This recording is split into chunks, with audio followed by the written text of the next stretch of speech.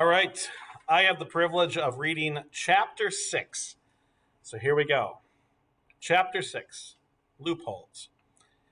Every child is born the center of its own universe and capable of understanding the world beyond its own wants and needs, and I was no different.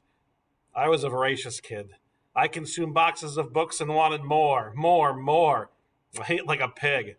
The way I ate, I should have been obese. At a certain point, the family thought I had worms.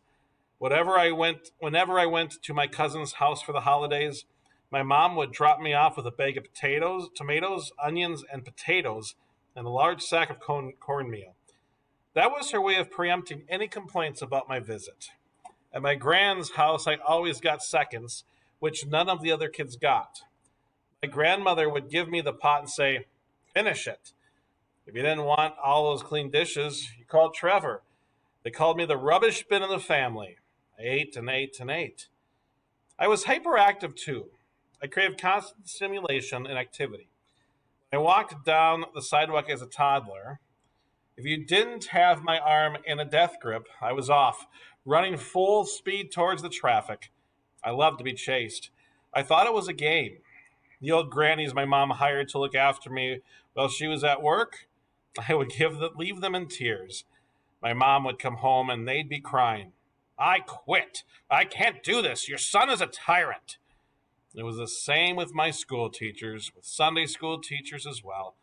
If you weren't engaging me, you were in trouble. I wasn't disagreeable. I wasn't whiny and spoiled. I had good manners. I was just high energy. Anytime my extra energy wasn't burned off, it would find its way to general naughtiness and misbehavior. I prided myself on being the ultimate prankster.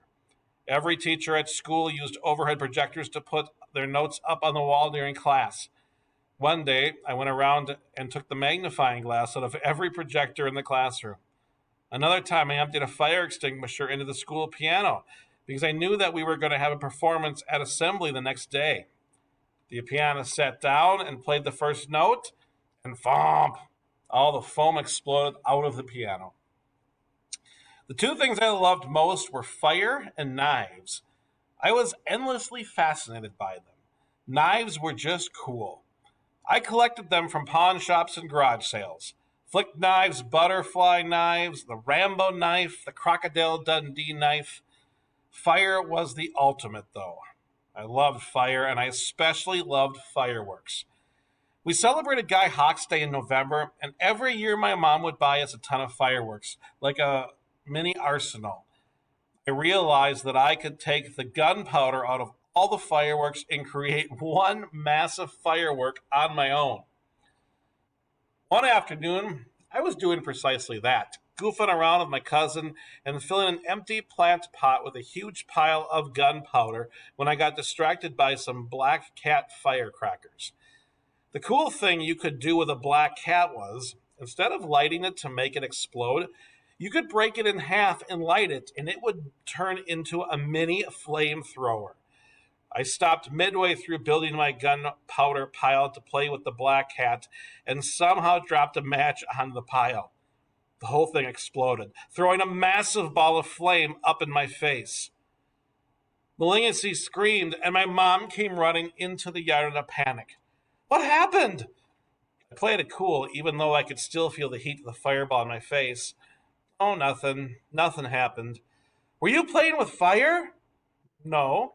She shook her head. "You know what? I would beat you, but Jesus has already exposed your lies." "Huh?" "Go to the bathroom and look at yourself." I went to the toilet and looked in the mirror. My eyebrows were gone, and the front inch or so of my hair was completely burned off. From an adult's point of view, it was destructive and out of control. But as a child, I didn't think of it that way. I never wanted to destroy. I wanted to create. I wasn't burning my eyebrows. I was just creating fire. I wasn't breaking overhead projectors. I was creating chaos to see how people reacted. My mom was forever trying to rein me in. While I had youth and energy on my side, she had cunning. On Sunday, we were all at the shops and there was a big display of toffee apples. I loved toffee apples, and I kept nagging her the whole way through the shop. Please, can I have a toffee apple? Please, can I have a toffee apple? Please, can I have a toffee apple? Please, can I have a toffee apple? Finally, once we had our groceries and my mom was heading to the front to pay, I succeeded in wearing her down. Fine, she said. Go get a toffee apple. I ran, I got a toffee apple, came back and put it on the counter at the checkout. Add this toffee apple, please, I said. The cashier looked at me skeptically. Wait your turn, boy. I'm still helping this lady. No, I said, she's buying it for me. My mother turned to me. Who's buying it for you? You're buying it for me. Oh, no.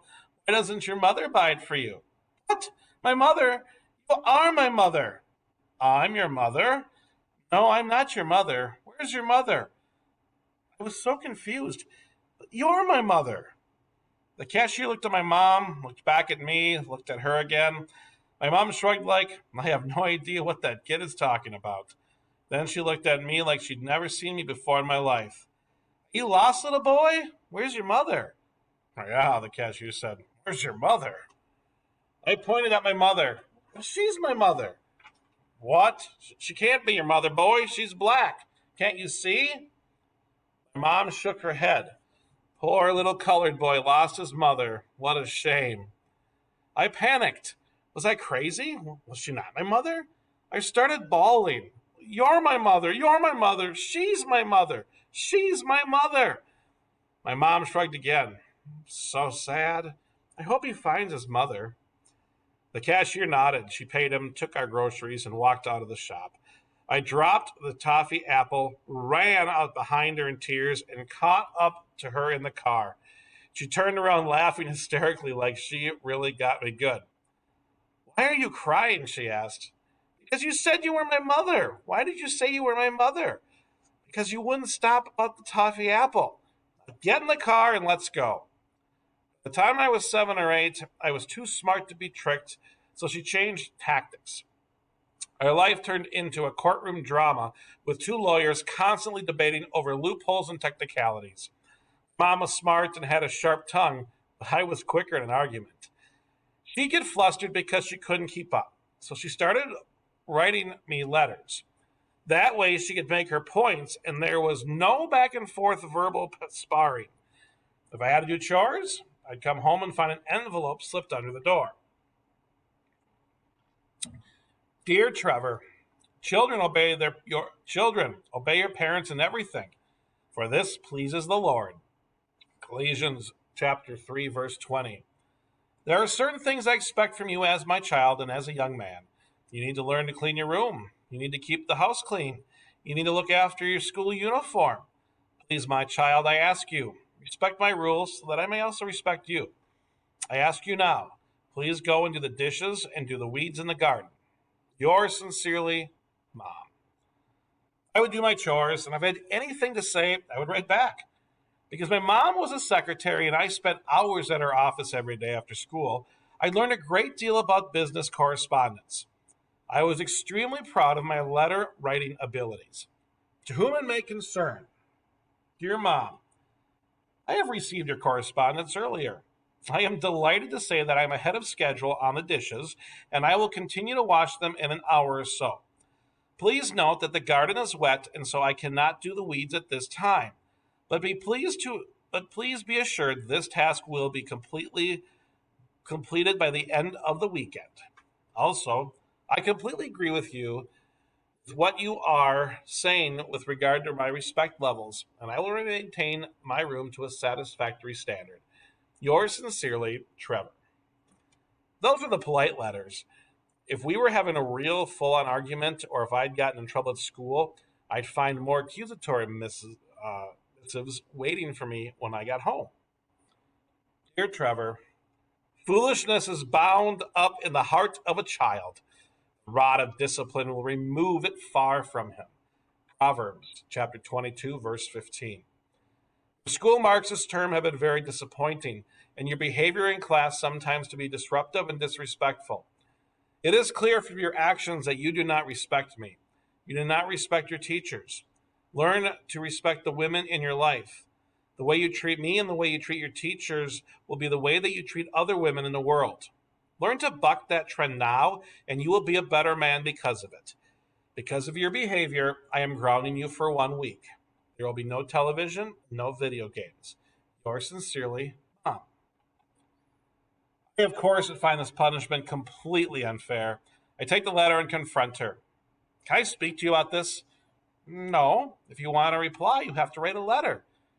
So I go to my room, get out a pen and paper, and sit at my little desk and go after her arguments one by one. To whom it may concern.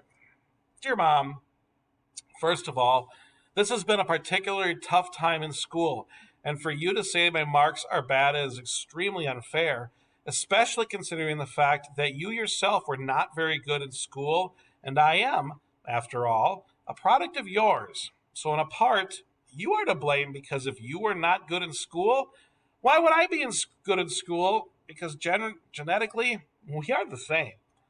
Grant always talks about how naughty you were, so obviously my naughtiness comes from you. So I don't think it's right or just for you to say any of this. Yours sincerely, Trevor. I'd bring her the letter and stand there while she read it. Invariably, she'd tear it up, throw it on in the dustbin. Rubbish. This is rubbish. Then she'd start to launch into me, and I'd say, no, you have to write a letter. Then I'd go back to my room and wait for her reply. This sometimes went back and forth for days. Letter writing was for minor disputes. For major infractions, my mom, like most black South African parents, was old school. If I pushed her too far, she'd go for a belt or a switch. That's just how it was in those days. Pretty much all of my friends had it the same. My mom would have given me proper sit-down hidings if I'd given her the opportunity, but she could never catch me. My gran called me Springbok, after the second fastest land mammal on Earth. You know, the deer with the cheetah hunts. My mom got her licks in where she could, administered on the fly. One thing I respected about my mom was that she never left me in any doubt as to why I was receiving a hiding. It wasn't rage or anger. It was discipline from a place of love. My mom was on her own with a crazy child. I destroyed pianos. I pooped on floors. I would mess up. She'd give me a whooping and give me time to cry, and then she'd pop back into my room with a big smile and go, "Are you ready for dinner? We need to hurry and eat if we want to watch Rescue 911. Are you coming?" What? You just beat me. Yeah? Because you did something wrong. It doesn't mean I don't love you anymore. What? Look, you did. Did you or did you not do something wrong? I did. And then I hit you. Now that's over. So why sit there and cry? It's time for Rescue 911. William Shatner is waiting. Are you coming or not? When it came to discipline, Catholic school was no joke. Whenever I got into trouble with the nuns at Maryvale, they'd rap me on the knuckles with an edge of a metal ruler. For cursing, they'd wash my mouth out with soap. For serious offenses, I'd get sent to the principal's office. Only the principal could give you an official hiding. You'd have to bend over and he'd hit you in the bottom with a flat rubber thing, like the sole of a shoe. Whenever the principal hit me, it felt like he was afraid to do it too hard. One day I was getting a hiding and I thought, man, if only my mom hit me like this, and I started laughing. I couldn't help it. The principal was quite disturbed. If you're laughing while you get beaten, he said, then something is definitely wrong with you. That was the first of 3 times that the school made my mom take me to a psychologist to be evaluated. Every psychologist who examined me came back and said, nothing wrong with this kid. I was just creative and independent and full of energy.